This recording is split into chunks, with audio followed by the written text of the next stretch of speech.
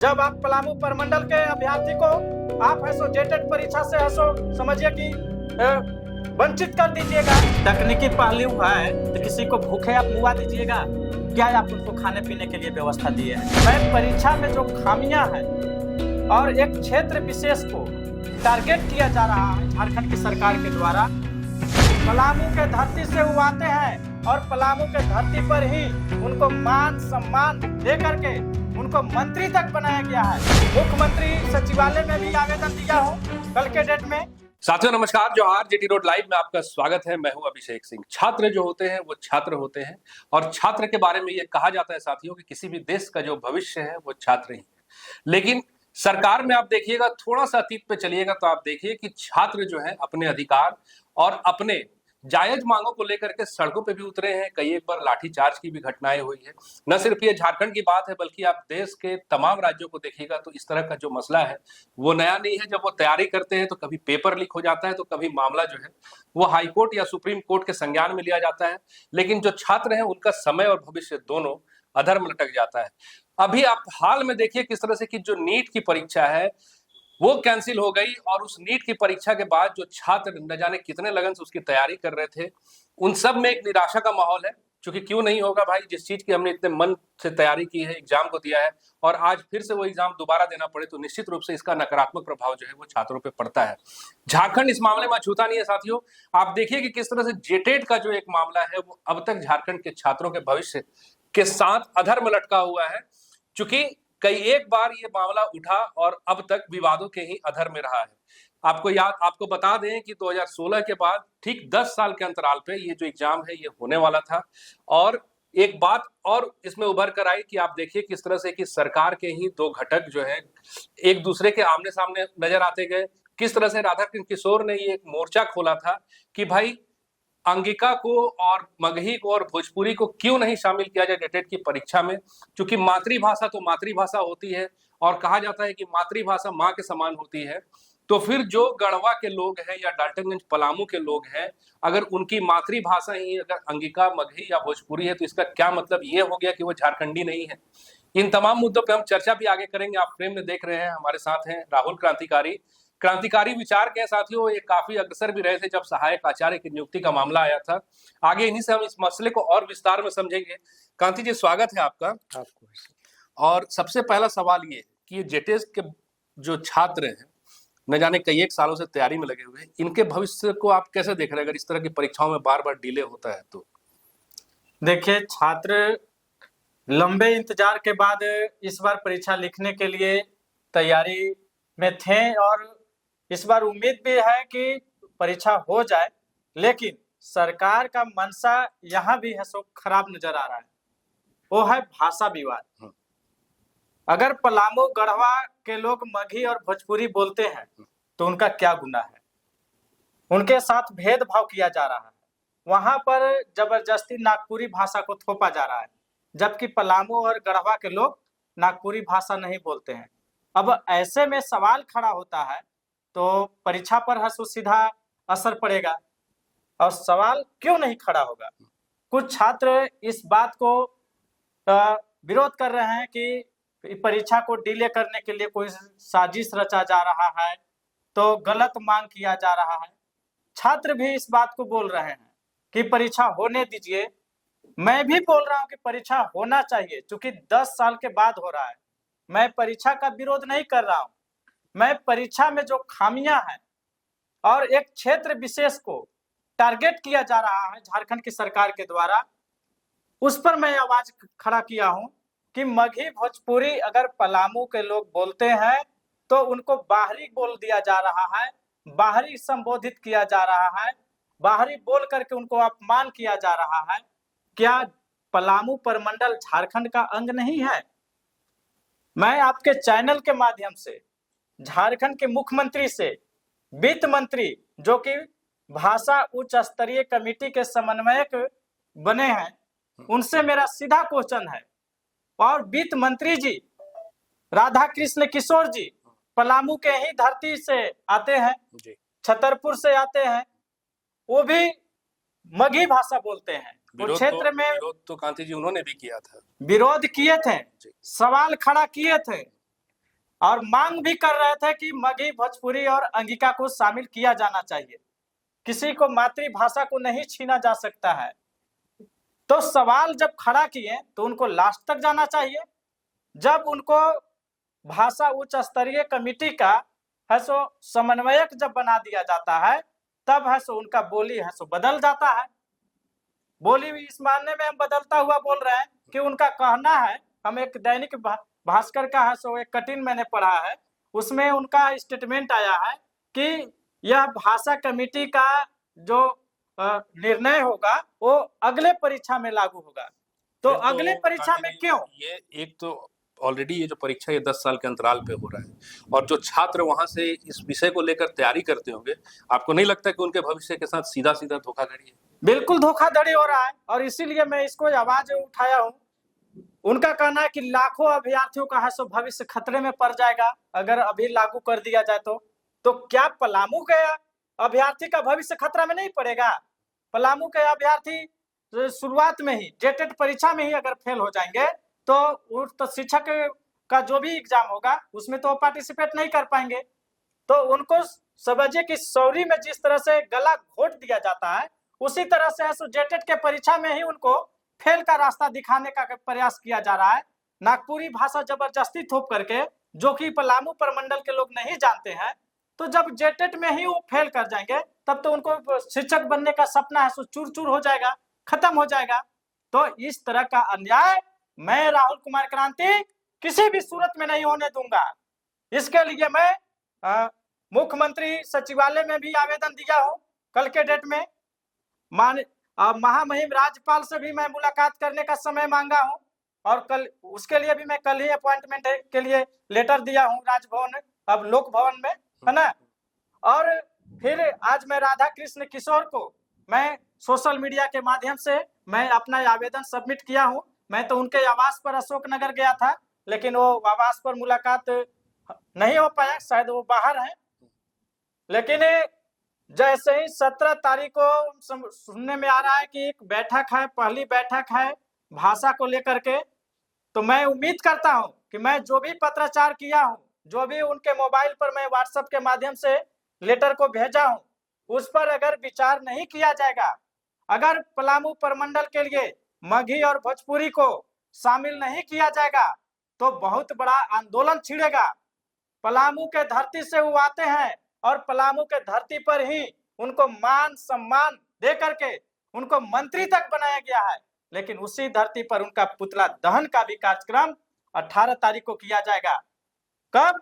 जब वो मगही और भोजपुरी को जेटेट परीक्षा 2026 में शामिल करने से अगर मना कर दिए, अगर सिफारिश नहीं करते हैं शामिल करने का, तो उनका पुतला दहन और साथ में माननीय मुख्यमंत्री जी का भी किया जाएगा। और जेएमएम का कोई भी कार्यक्रम पलामू प्रमंडल में नहीं होने दूंगा। डंडा और लाठी के साथ ऐसे दौड़ा करके ऐसो खदेड़ा जाएगा पलामू प्रमंडल से।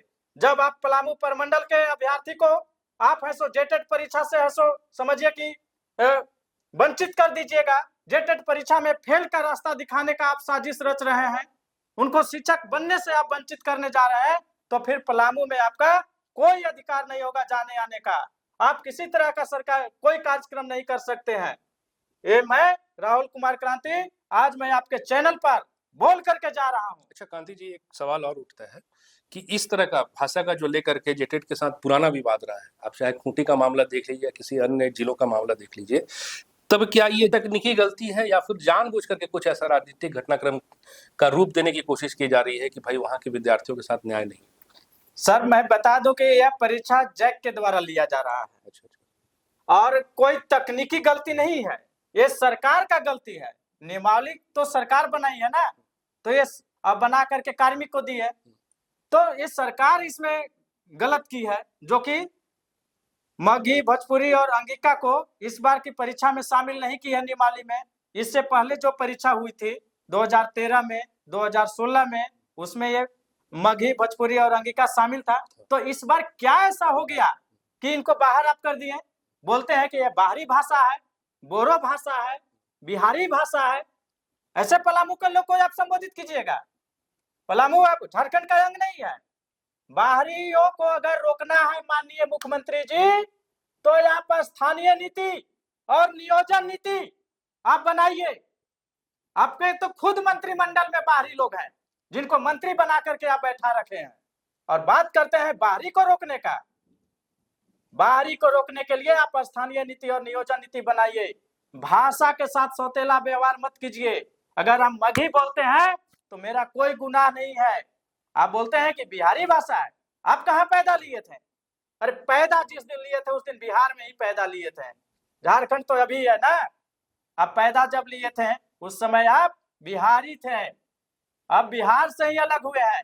अब बिहार से सटे जिले में सर आप मगही और भोजपुरी को हंसो विरोध कर रहे हैं, तो बंगाल से सटे जिले में बंगला को क्यों दे दिए? क्या बंगाली आपका दादा लगते हैं क्या? वो तो जाहिर सी बात है ना कांति जी, कि जो सीमावर्ती क्षेत्र है वहां पे जो पड़ोसी राज्य है या पड़ोसी जिला है उसके संस्कृति अपने आप जो है काफी मिलती जुलती है। आप उस तरफ की ओर देख लीजिए, चाहे वो घाटशिला चाईबासा का इलाका हो, चाहे पुरुलिया वगैरह जो है बोकारो से लगा वो इलाका हो, वहां पे भी तो अधिकतर लोग बांग्ला भाषी ही है। उस हिसाब से भाई ये बिहार भी तो जो है औरंगाबाद जिले से लगा हुआ है, संभवतः ये जो आपका डाल्टनगंज परामू का जो क्षेत्र है, तो भाषा का तो असर रहेगा ही। तो भाषा का असर रहेगा, और ये माननीय मुख्यमंत्री जी को समझना चाहिए। ये तो अनुकंपा वाले मुख्यमंत्री हैं, ये तो संघर्ष करके नहीं बने हैं। ये तो क्या तकलीफ होता है और क्या क्षेत्र का समस्या है, कहाँ पर कौन सा समस्या है, इनको भाषा और सीमा थोड़ी ना समझ में आता है। तो इनको कोई समझ नहीं है। ये तो खुद बाहरियों से डील हो रहा है। अब बोलते हैं बाहरी भीतरी, बंगाली इनको डील कर रहा है, बिहारी डील कर रहा है। इनके प्रवक्ता कौन है? बंगाली और बिहारी लोग हैं। इनके जो भी सचिव लोग हैं, अधिकतर सचिव देखिएगा बड़े पद पर है, सब बिहारी है, सब बंगाली है। और इनके मंत्रिमंडल में जो मंत्री है, विधायक है, क्यों अपने पार्टी से टिकट क्यों देते हैं बिहारियों को? जब बाहरी को रोकना है तो झारखंड में नहीं है नेता लोग, कार्यकर्ता लोग? झारखंड के कार्यकर्ता को झंडा ढोवाते ढोवाते हंसो कब्र में हंसो भेज दिए, लेकिन झारखंडियों को चुनाव लड़ने के लिए टिकट नहीं देते हैं जल्दी। बाहर के माफिया लोग, बालू माफिया, कोयला माफिया ला करके मोटा मोटा नोट देता है और उसको आप टिकट देते हो। अब बात करते हो बाहरी भीतरी का। बाहरियों को रोकना है तो स्थानीय नीति और नियोजन नीति बनाइए। परीक्षा में भाषा को लेकर के विवाद मत कीजिए। मैं भी विवाद नहीं चाहता हूं। मैं भी चाहता हूं कि 10 साल के बाद परीक्षा हो रहा है तो सबको अवसर, समान अवसर मिले। पलामू आपको बाहरी लग रहा है? अगर आपको बाहरी लग रहा है पलामू, तो आप ऐसो किसी मीडिया चैनल पर आप लेटर निकाल करके आप अपने विभाग से और अपने सिग्नेचर के माध्यम से आप घोषणा कीजिए कि पलामू प्रमंडल झारखंड का हिस्सा नहीं है, वो बिहार का हिस्सा है। वो बिहारी लोग वहां पर रहते हैं। आपको है दम तो आप बोलिए मीडिया में आकर के। आगे की क्या रणनीति है कांति जी? मान लीजिए कि इस बैठक में जो समन्वय समिति है, कोई आपके हिसाब से पॉजिटिव परिणाम नहीं निकलता है, फिर आप क्या इसके आगे सोच रहे हैं? सरकार का विरोध होगा, पुतला दहन होगा, और इस मामले को लेकर के मैं न्यायालय में जाऊंगा। मैं नहीं जाना चाहता था कि न्यायालय में जाएगा, फिर मामला लटकेगा, फिर परीक्षा में डिले होगा। इस तरह का मैं कार्य नहीं करना चाहता था, लेकिन मैं पलामू प्रमंडल के साथ अन्याय भी नहीं होने दूंगा। क्योंकि पलामू प्रमंडल के भी तो अभ्यर्थी तैयारी 10 साल से कर रहे थे। वो भी टीचर ट्रेनिंग किए हैं, वो भी बीएड किए हैं, वो भी डीएलएड किए हैं। और पलामू प्रमंडल आज बहुत ही अच्छे समझिए कि पटरी पर आ गया है। आप अक्सर सुना करते थे कि पलामू, गढ़वा, चतरा में अधिकतर उग्रवाद प्रभावित इलाका है। उसको सीधे उग्रवाद प्रभावित इलाका के नाम से लोग जानते थे। आज बहुत सुधार हुआ है, लोग मुख्य धारा में जुड़ गए हैं, लोग पढ़ाई लिखाई कर रहे हैं, टीचर ट्रेनिंग किए हैं, बीएड किए हैं, डीएलएड किए हैं, नौकरी का इंतजार कर रहे हैं। अब उनको आप छेड़िएगा तो कहीं मुख्य धारा से फिर भटक जाएंगे और उसका असर फिर दिखने लगेगा। तो इस तरह का आप माहौल बनाना चाहते हैं? अरे टीचर पढ़ाई किए हैं, पढ़ लिख करके वो शिक्षक बनेंगे, आपके शिक्षा व्यवस्था को सुधारेंगे। शिक्षा व्यवस्था को सुधारने के लिए आपको फिक्र नहीं है। आप बाहरी भीतरी भाषा पर है सो आप विवाद खड़ा कर रहे हैं। अगर हम भोजपुरी बोलते हैं या मगही बोलते हैं तो आपको क्या तकलीफ है? झारखंड में रहते तो है ना, झारखंड से बाहर तो नहीं है। नहीं, लेकिन देखिए तो जो सरकार की योजनाएं हैं इसमें तो कहीं आपको ऐसा नहीं लगता है कि किसी एक क्षेत्र विशेष को इग्नोर किया जा रहा है, चाहे वो मैया सम्मान योजना हो, कस्तूरबा गांधी से जुड़ी जो योजना है, सावित्रीबाई फुले से जुड़ी जो योजना है, इनमें तो हर जगह एक समान नीति लागू है। तो सिर्फ भाषा के आधार पे आप जो कह रहे हैं कि मुख्यमंत्री भेदभाव कर रहे हैं पूरे एक जिले के साथ, ये आपको उचित लग रहा है? ये कहाँ तक सही लग रहा है? एक बहुत ही शर्मनाक घटना है, बहुत ही गलत है, जो कि भाषा को लेकर के पलामू प्रमंडल को समझिए कि शिक्षक बनने के अवसर से वंचित किया जा रहा है। ये माननीय मुख्यमंत्री जी को, अरे मुख्यमंत्री मतलब मुखिया, जैसे घर का एक मुखिया होता है, पंचायत का एक मुखिया होता है, वैसा ही राज्य के मुखिया है। और मुखिया को इस मुख का समान होना चाहिए कि जैसे इस मुख से भोजन करते हैं और पूरे शरीर को है सो समान एनर्जी मिलता है, उसी तरह से माननीय मुख्यमंत्री जी को है सो समझिए कि सबके लिए समान अवसर उपलब्ध कराना चाहिए, किसी के साथ भेदभाव नहीं करना चाहिए। पलामू प्रमंडल आपका क्या बिगाड़ दिया है? झारखंड का हिस्सा है, ठीक है, चुनाव में हार जीत होते रहता है, लेकिन आप इसका मतलब ये तो नहीं कि आप प्रतिशोध लीजिए, वहां के छात्र से प्रतिशोध लीजिए, वहां के बीएड अभ्यर्थी से प्रतिशोध लीजिए। इस तरह का प्रतिशोधनात्मक जो कार्रवाई चल रहा है माननीय मुख्यमंत्री जी का, और इस मामले को पलामू प्रमंडल के नेता लोग भी है सो प्रमुखता से उठा नहीं रहे हैं। नहीं तो प्रतिशोध आप कह रहे हैं, किस चीज का प्रतिशोध ले रहे पर ले रहे हैं कि हमको वहां से वोट नहीं मिला है, बहुत ज्यादा मेरा सीट नहीं निकला है, 1-2 सीट मिलता है, ज्यादा बीजेपी को चला जाता है पलामू से सीट। ये अरे जनता जिसको पसंद किया, आपको जनादेश को सम्मान करना चाहिए, आप उसका प्रतिशोध छात्र से न लें। नहीं तो सम्मान नहीं करते तो फिर वहां मैया सम्मान कैसे होता है? सम्मान नहीं करते तो वहां पे छात्र से जुड़ी जो योजनाएं हैं वो कैसे लागू होती? ये लोक लुभावन योजना है, अच्छा। सिर्फ सत्ता में बने रहने के लिए। आप देखिए जो शिक्षक नियुक्त हुए हैं, इससे पहले तो मैं सहायक आचार्य का मैं मुद्दा को बराबर उठाते आया हूं और आज भी उठाता हूं। सहायक आचार्य का जो नियुक्ति हुआ है, 6 महीना से ऊपर हो गया नियुक्ति पत्र मिले हुए, 1 माह का भी पेमेंट नहीं मिला है। उनको पेमेंट मिलना चाहिए था कि नहीं? एक मजदूर जब मजदूरी करने जाता है तो शाम को है सो 500 रुपया लेकर के आता है, और 5-6 महीना से उनको कोई मजदूरी नहीं मिला है, कोई पेमेंट नहीं मिला है, उनका घर परिवार कैसे चलता होगा? शिक्षक लोग मेरे को फोन करके रोते हैं, कहते हैं कि मैं ब्याज पर पैसा उठा करके अपने बच्चे को स्कूल का फी भर रहा हूँ, मेडिकल अगर किसी तरह का प्रॉब्लम होता है तो ब्याज पर पैसे उठा करके तो कर रहा हूँ। सरकार के इस पे कहना है कांति जी कि कुछ तकनीकी पहलू है, चूंकि नई नियुक्ति है और कुछ नए नियमावली लागू अभी तक पूरी तरह से सरकारी जो मशीनरी है उस पे नहीं हुआ है, ये पक्ष है सरकार का। तकनीकी पहलू हुआ है तो किसी को भूखे आप मुआ दीजिएगा? क्या आप उनको खाने पीने के लिए व्यवस्था दिए हैं? जो शिक्षक को नियुक्ति मिला है, जो शिक्षक आपको स्कूल में 6 महीना से पढ़ा रहे हैं, उनके लिए आप क्या व्यवस्था दिए? खाने का, पीने का, मेडिकल का, उनके माता पिता का देख रेख का, ये सब में पैसे खर्च होते हैं कि नहीं? तो तकनीकी पहलू आप बता करके आप है सो किसी को गला घोट दीजिएगा, किसी को कर्ज में डुबो दीजिएगा, साहूकारों के है सो बलि से चढ़ा दीजिएगा, आप उनको लोन लेने के लिए मजबूर कर दीजिएगा। इस तरह के घटनाएं हो रहे हैं। कोई भी शिक्षक जिनको नियुक्ति मिला है वो भी, और जिनको अभी तक 15,000 शिक्षक को नियुक्ति नहीं मिला है, 26,000 में 11,000 को मिला है, अभी भी 15,000 के आसपास लोग है सो बाहर है, वो सबका है सो समझिए कि माने जीवन है सो समझिए कि एकदम हताशा निराशा में चल रहा है। तो इस पर सुधार करना चाहिए। मैया सम्मान योजना की बात करते हैं, इनको तो मैया लोग भी देखिएगा कि कैसे सबक सिखाएंगे। मैया सम्मान योजना चला रहे थे ना, तो अभी है सो वेरिफिकेशन हो रहा है, वेरिफिकेशन के नाम पर उनका नाम काटा जाएगा, देखिएगा आधे लोग को फिर है सो गायब कर दिया जाएगा। अब मैया सम्मान योजना चला रहे थे, तो जिस समय आप स्टार्ट किए थे उस समय जो लड़कियां 17 साल की थी वो अब 18 साल की हो गई, उनके लिए आप नया योजना कहाँ अप्लाई है? क्यों नहीं उनका आप इनरोल कर रहे हैं? क्यों नहीं उनको सम्मान दे रहे हैं? तो आप सिर्फ वोट लेने समय टका टक खटाखट है सो रातें दिने पैसा 13 तारीख को वोटिंग होना है तो 12 तारीख के 12 बजे रात तक पैसा डलवा दिए, और आज 2 महीना से 3 महीना से है सो पैसा नहीं मिल रहा है, और बहुत लोगों का नाम काटा जा रहा है, वृद्धा पेंशन नहीं मिल रहा है। मुद्दे पे आते हैं राहुल जी। एक सवाल आपसे ये भी पूछना है कि आपने जैसे कहा कि अगर अंगिका को, भोजपुरी को, मगही को शामिल नहीं किया जाता है तो आप पूरे पलामू प्रमंडल में एक भी प्रोग्राम जेएमएम का होने नहीं देंगे। एक बिल्कुल नहीं होने देंगे।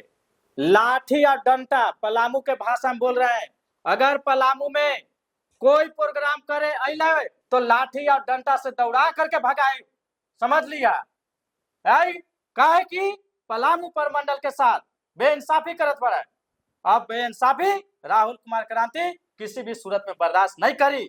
हम राधा कृष्ण किशोर से भी कहतिया कि तुम्हार भाषा का बा, मगही बा। मगही जब पैदा हुए थे, खड़ा हुए थे, बोलना शुरू किए थे तो मगही से शुरू किए थे, और आज आप बोल रहे हैं कि मगही और भोजपुरी को अगले बार से शामिल किया जाएगा। 10 साल से जवन तैयारी करत बड़न हमारे भाई लोग, साथी लोग, बीएड डीएलएड कर ले बड़न, उस सबके का भविष्य के अंधकार में कर दे, हम ही बर्दाश्त ना करब। सुन लियो माननीय वित्त मंत्री जी, इसलिए 17 तारीख को जो बैठक होकर बा ना, ओकरा में मगही, भोजपुरी और अंगिका को सिफारिश करके और कैबिनेट के और कार्मिक के भेजिएगा, और नहीं तो आपका जो पलामू के धरती में सम्मान मिलल बा ना, उस सम्मान माटी में मिला दे, जूता के माला पहना के चौक चौराहा पर घुमाई आपका और पुतला के। हाँ जी, तो साथियों सुना आपने क्रांति जी ने क्या कहा। और एक ध्यान देने वाली बात यह भी है साथियों कि जो परीक्षा 10 साल के अंतराल पे हो रही है, उसमें एक बार फिर से ये जो भाषा का विवाद उठता चला जा रहा है और गहराता चला जा रहा है कि अंगिका को, भोजपुरी को और मगही को शामिल किया जाए। हालांकि अब देखिए फिर 17 तारीख को समन्वय समिति की बैठक होनी है, और उसके आगे क्या कुछ निर्णय निकल कर आता है वो उस वक्त ही पता चलेगा। आज के लिए साथियों बस इतना ही, लेकिन जाते जाते आपसे वही आग्रह है कि अगर आपने हमारे चैनल को सब्सक्राइब नहीं किया तो जरूर कर लीजिए, वीडियो को हमारे लाइक शेयर और कमेंट जरूर कीजिए।